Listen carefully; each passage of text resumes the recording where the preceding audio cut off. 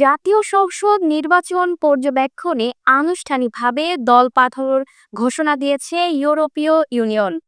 লাটভিয়ার রাজনীতিবিদ ইভার্স ইজাভসকে প্রধান পর্যবেক্ষক নিয়োগ দেওয়া হয়েছে। বিস্তারিত দেখুন প্রতিবেদনে।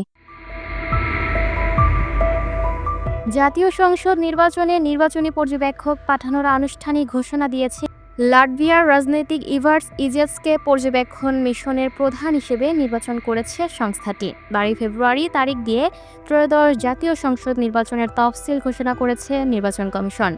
বেশ আগে থেকে নির্বাচন পর্যবেক্ষণে পর্যবেক্ষক দল পাঠানোর বিষয়টি প্রাথমিকভাবে নিশ্চিত করে ঢাকাস্থ ইউরোপীয় ইউনিয়নের দূতাবাস এবং অন্তর্বর্তী সরকার।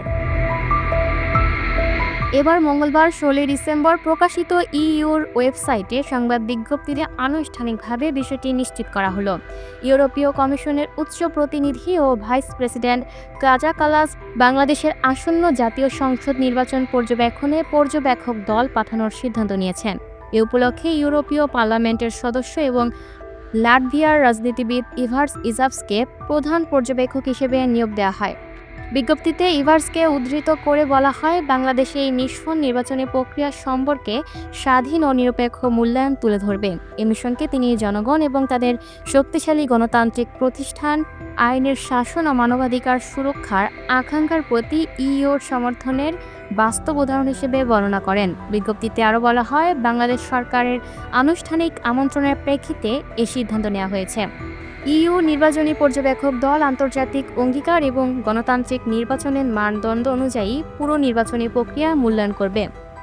একই সঙ্গে প্রক্রিয়ার বিভিন্ন ধাপে সংশ্লিষ্ট সব পক্ষের সঙ্গে যোগাযোগ ও মতবিনিময় করবে। Lucky Akter, up to date news, Dhaka.